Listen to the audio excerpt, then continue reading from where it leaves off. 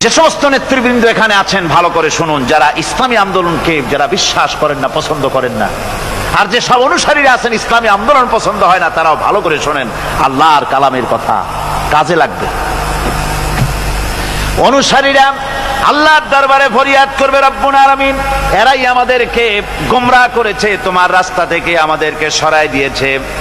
হে আমাদের রব, রব্বানা আতিহিম দিফাইন মিনাল আযাবি ওয়ালআনহুম লানান কাবীরা।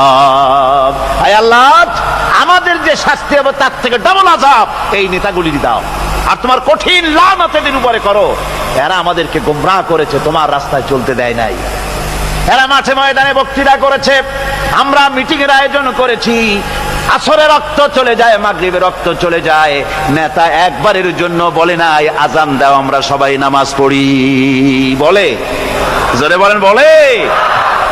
ও অনুসারী ভাইরা ভালো করে শোনো, ওই নেতা নামাজের জন্য বলে না, চরিত্র তৈরি করার জন্য বলে না, মা বাপের খেদমতের জন্য বলে না, বরং হাতে অস্ত্র তুলে দেয় শিক্ষকদের জনমের মতো শিখাইবার জন্য।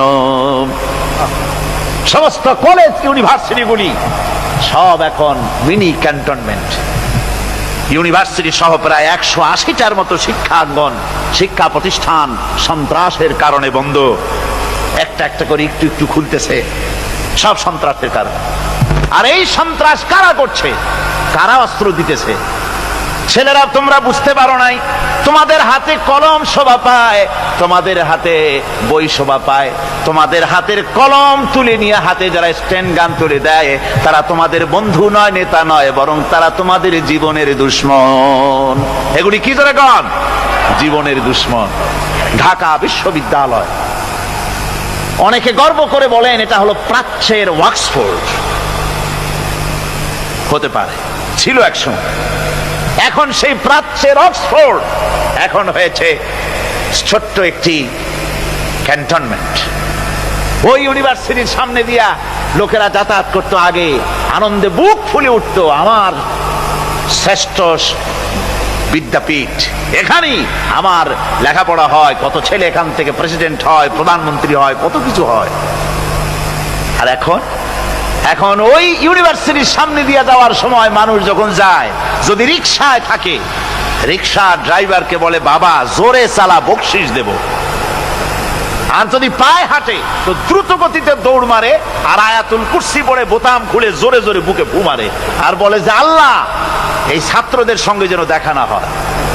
আমার ভাইজান আল্লামা হযরত মাওলানা সৈয়দ কামালউদ্দিন জাফরি মাদ্দাজিল্লাহুল আলী আমাকে বলছিলেন যে আসলে কোরআনের আয়াত দিয়ে আমাকে বলছিলেন যে ঢাকা বিশ্ববিদ্যালয় এর চতুর্দিকে একটা বড় প্রাচীর তৈরি করা উচিত, যেমন ইয়াজুজ মাজুজের জন্য প্রাচীর তৈরি করা হয়েছিল। কোরআন শরীফে আছে। ইয়াজুজ মাজুজের জ্বালায় যখন এলাকার লোক টিকতে পারে না, তখন জনগণ বলেছিল ইয়া যাল কারনাইন, আমরা আপনাকে সাহায্য করব, খরচ দেব, সরকারি খরচ আর আমাদের খরচ নিয়ে একটা প্রাচীর করে দেন যে ইয়াজুজ মাজুজরা যেন বাইরে যেতে না পারে। আজকে অবস্থা কি হয়েছে? পুলিশ পর্যন্ত হয়রান, ওদের মার দেখা পুলিশ বাবারে মা কই দৌড় দেয় আর একদিকে। সুতরাং আজকে কিয়ামতের দিন এই উপায় থাকবে না। আল্লাহ পাক এখানে অনেক সেলুট পাওয়া যাবে, এখানে দেখেন না, বাঁচলেও সেলুট, আবার যখন মরার পরে রাষ্ট্রপ্রধান মরছে অথবা তার পাশাপাশি কেউ মরছে, কামানবাহী শকটে করে নিয়ে যায় আর্মিরা লেফট রাইট করতে করতে,